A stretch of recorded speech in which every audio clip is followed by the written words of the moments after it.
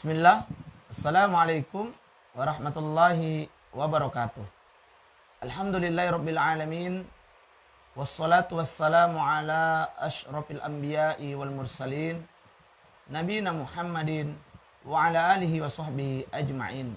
Amma ba'd. Usikum wa iyaya bitaqwallah faqad fazal muttaqun.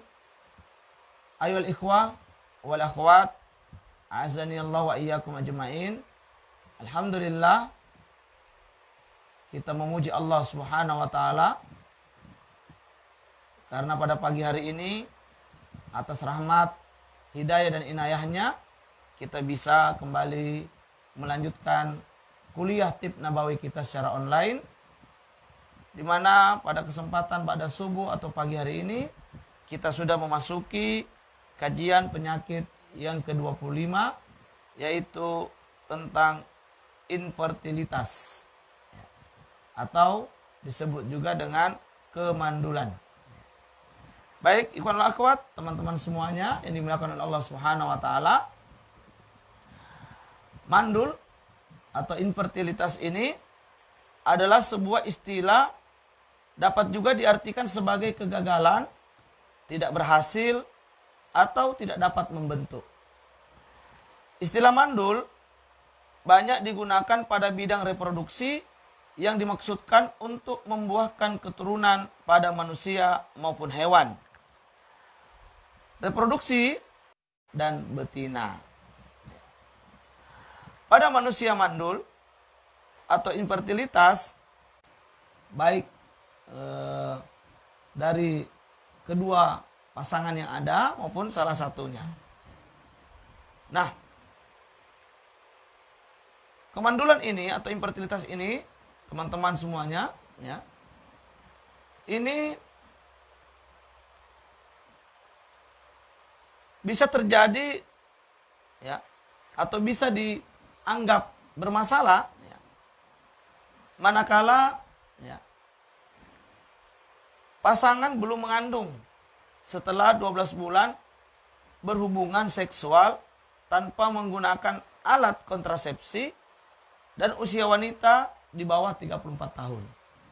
Ini berarti ada gejala infertil atau ada gejala mandul.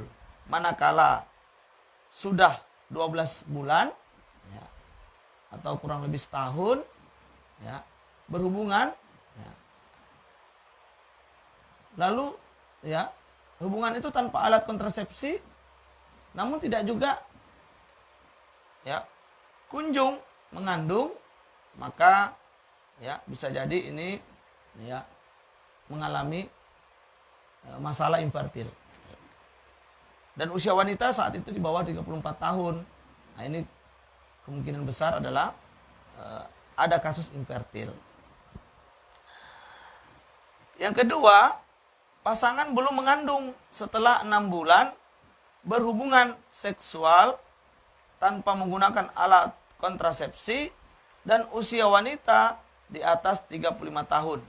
Dengan pertimbangan kualitas telur wanita di atas usia 35 tahun menurun secara drastis.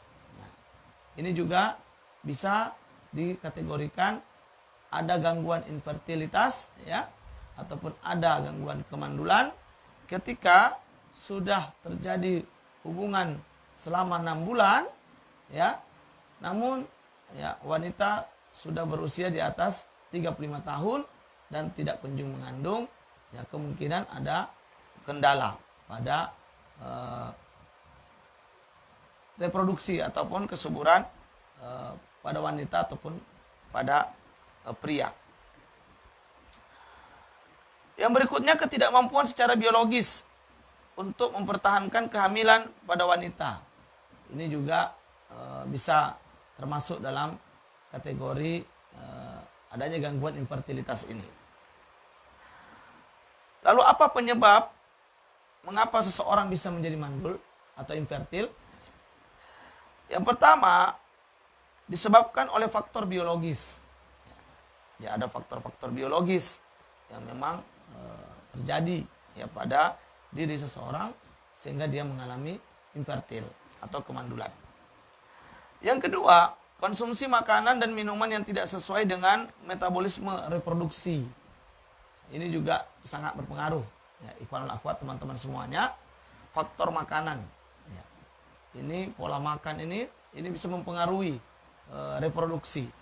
Oleh karenanya, makanlah ya, makanan yang betul-betul sehat, ya, halalan thayyiba, yang cocok dengan metabolisme tubuh kita, ya, terutama ya metabolisme reproduksi, agar kita mudah dengan izin Allah mendapatkan keturunan. Penyebab lain adalah merokok. Nah, ini juga bisa mengganggu, ya, kesuburan, sehingga orang cenderung bisa mengalami gangguan infertilitas ini. Kemudian pada laki-laki ada yang disebut dengan varikokel. Nah, varikokel ini ya terjadi pada laki-laki. Nah, biasanya ini juga mengganggu untuk mendapatkan keturunan. Nah, ini diantara penyebab kenapa orang mengalami atau menjadi mandul atau infertil. Ya, mudah-mudahan ikhwan akhwat dan teman-teman semua, ya, kita dijauhkan oleh Allah dari kondisi ini. Ya. Lalu apa tanaman obatnya? Tanaman obat yang direferensikan atau herbal yang dianjurkan untuk dikonsumsi bagi penderita infertil, yaitu yang pertama, kita cari dulu herbal yang bisa menguatkan rahim untuk kaum wanita, ya, yaitu herbal baru Cina. Kemudian stimulan sirkulasi pegagan, membersihkan darah temu putih, memperbaiki sirkulasi darah rumput mutiara, afrodisiak daun sendok, dan afrodisiak berikutnya jahe merah. Nah, ini beberapa tanaman herbal yang dianjurkan untuk dikonsumsi bagi penderita infertilitas ini, ya. Yaitu saya ulangi kembali, herbal yang menguatkan rahim bisa baru Cina, ya. Ada juga bisa dengan toge, ya. Stimulan sirkulasi pegagan, membersihkan darah temu putih, memperbaiki sirkulasi darah rumput mutiara, afrodisiak daun sendok, dan juga yang berikutnya jahe merah. Ya. Teman-teman ikhwanul akhwat semuanya yang dimuliakan oleh Allah, bisa juga ditambahkan dengan madu murni, ya, madu hutan asli, ya, ataupun ya dengan mengkonsumsi kurma muda, ini juga baik, ya, maupun buah zuriat, ini juga bisa membantu menyuburkan kandungan dan membantu proses percepatan kehamilan, ya, pada wanita dewasa, ya. Baik. Lalu pantangan apa saja yang menjadi hal yang harus dihindari ketika kita ingin terhindar dari kasus ataupun masalah infertilitas ini? Pantangannya yaitu minum alkohol, narkoba atau obat-obatan kimia yang berlebihan, merokok. Ini adalah merupakan pantangan-pantangan yang penting untuk dijaga ataupun dihindari agar tidak mengalami kondisi infertil ini.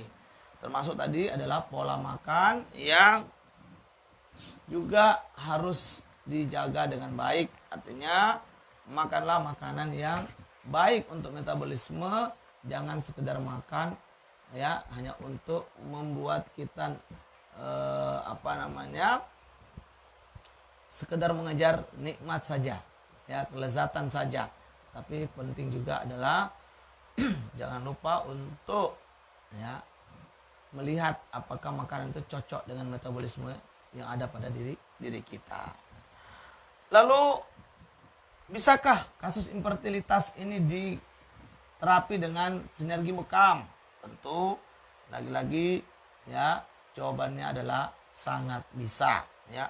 Dan alhamdulillah ikhwanul akhwat dan teman-teman semuanya, sudah banyak kasus alhamdulillah, ya, kita terapi dengan bekam ini, dan alhamdulillah, ya, banyak yang berhasil mendapatkan kemudian dengan izin Allah keturunan setelah